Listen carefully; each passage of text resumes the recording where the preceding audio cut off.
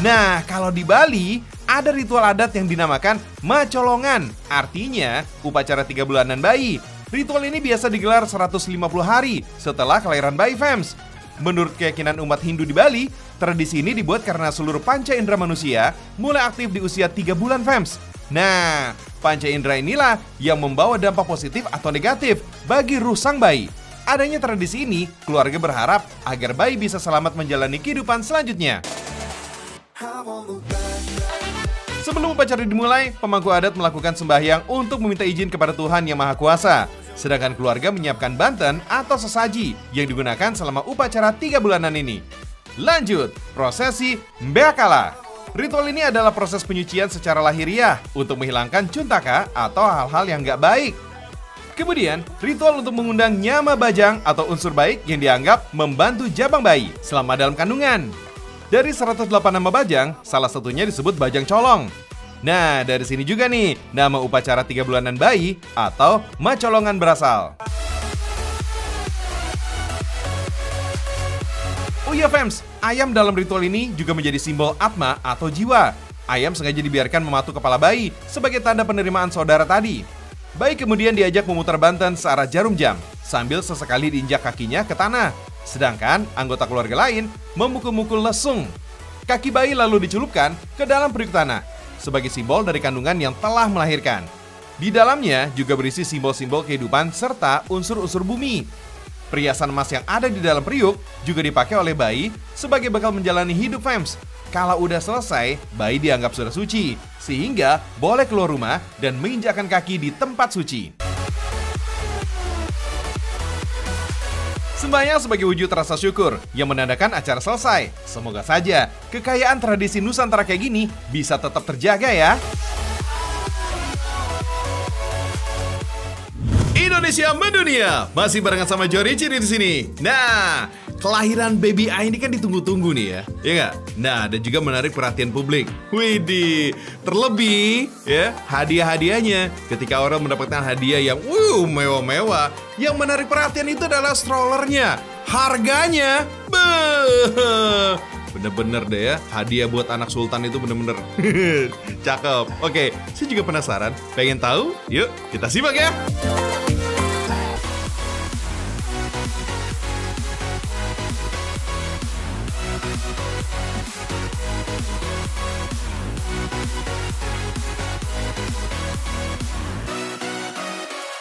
Ngomongin buah hati, siapa sih yang nggak mau bikin mereka bahagia?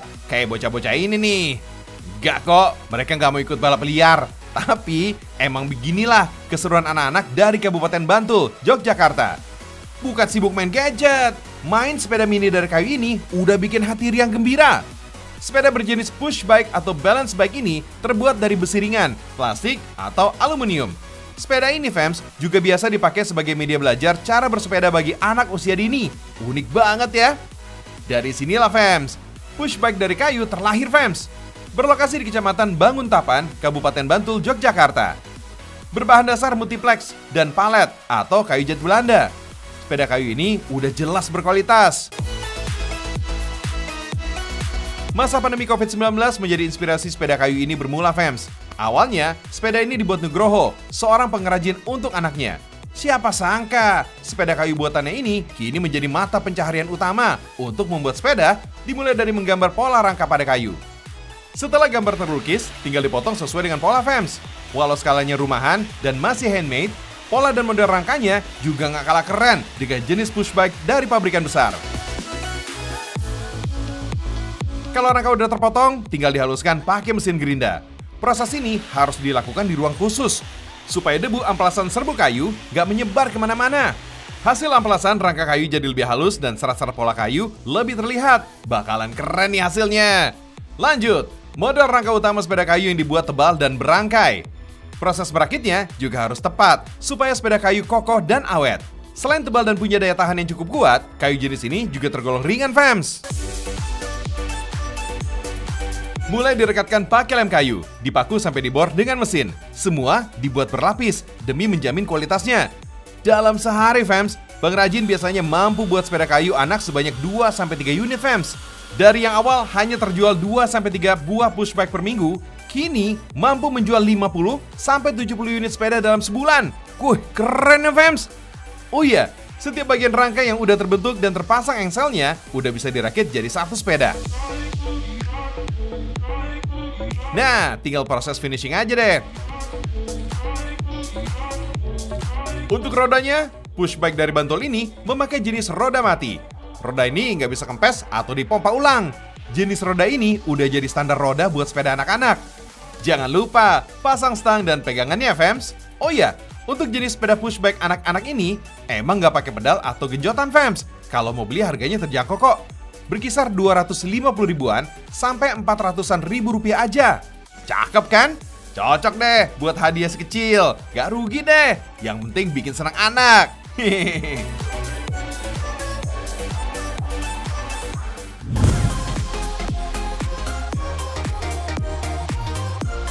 Buat kalian yang baru punya anggota keluarga baru, kelahiran baby, punya cucu, punya dedek baru, keponakan baru, atau punya kekasih baru, asik.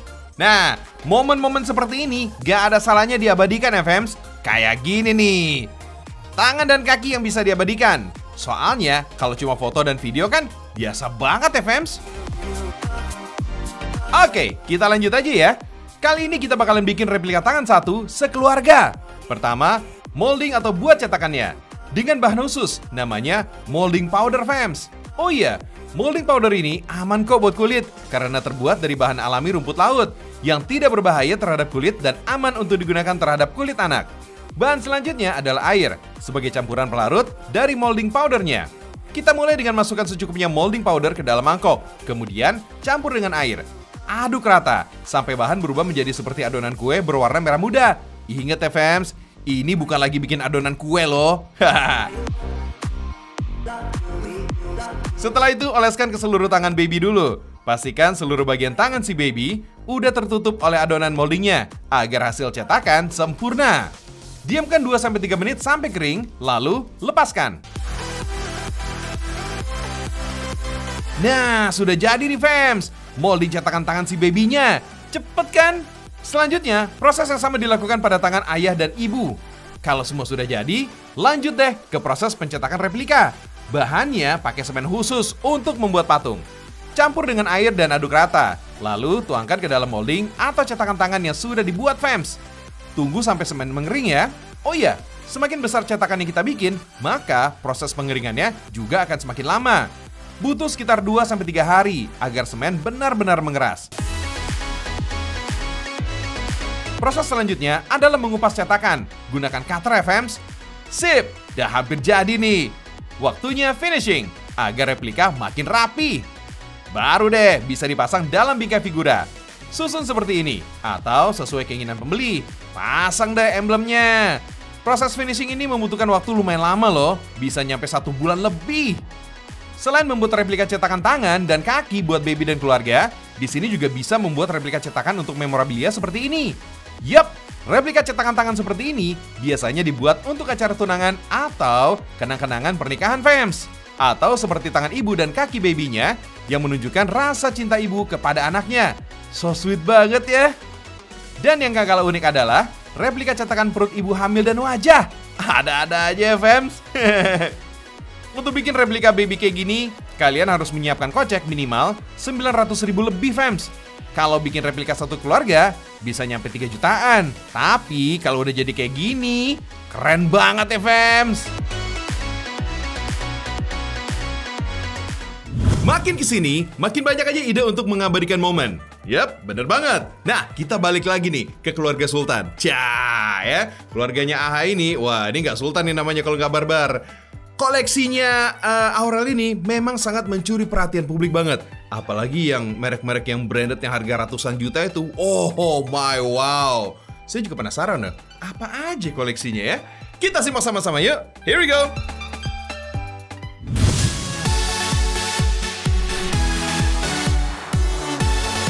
Fams, kita nggak mau bahas produk branded dengan harga yang fantastis itu. Tapi kita mau bahas jeans yang pasti semua golongan punya. Mau tua, mau muda, cowok cewek, gak mungkin gak punya produk jeans ya.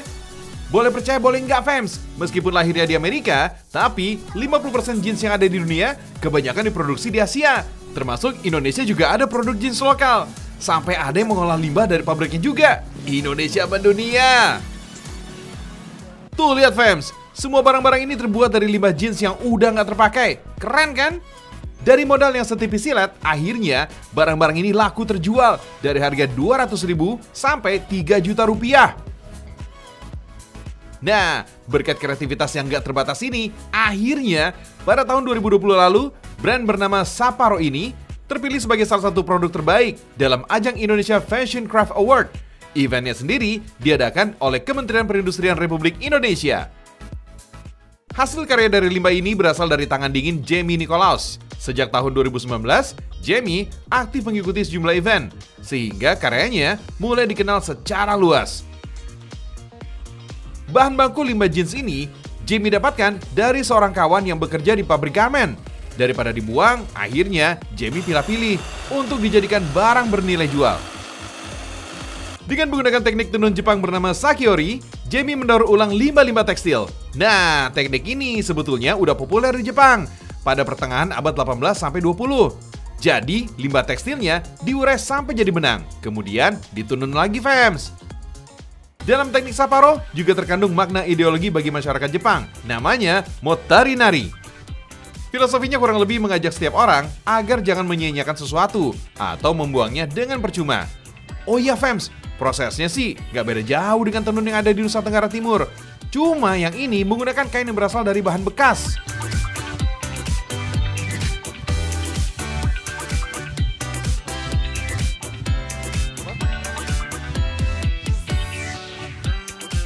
Gimana fams? Bisa jadi inspirasi juga kan? Kisahnya Bung Jamie barusan? Modalnya cuma satu fams, niat. Kalau udah niat, semuanya pasti lewat. Cielah, lewatin kendala maksudnya fams.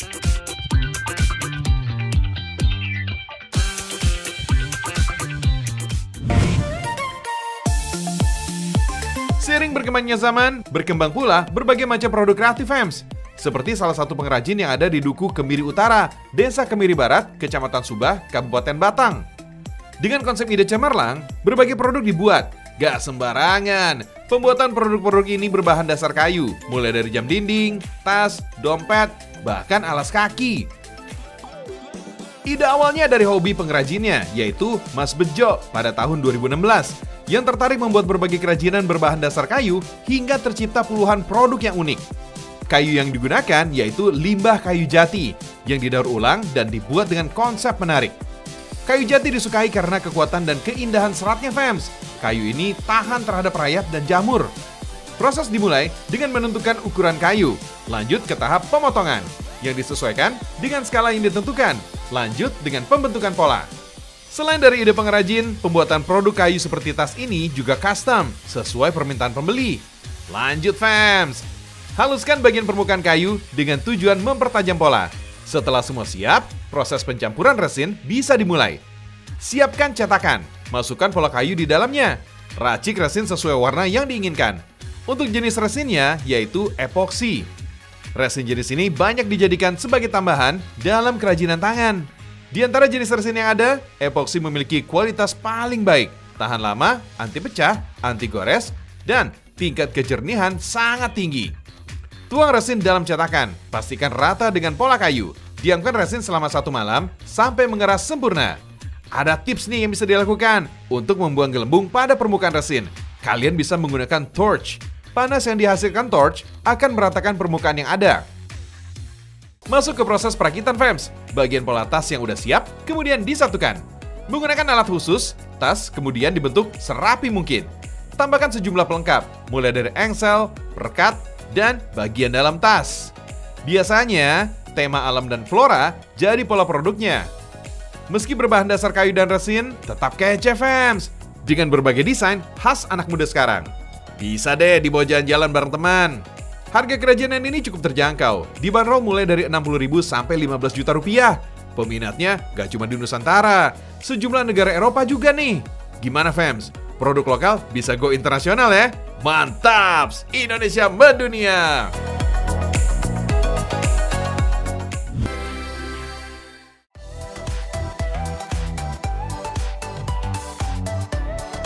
Buat Kak Aurel dan Kak Ata, selamat ya untuk kelahiran putrinya. Kita doain Baby A diberi kesehatan dan tumbuh menjadi anak yang cerdas. Amin. Kita masih punya banyak info-info menarik lainnya loh, fams. Kepoin terus Seragam Indonesia, karena Indonesia mendunia.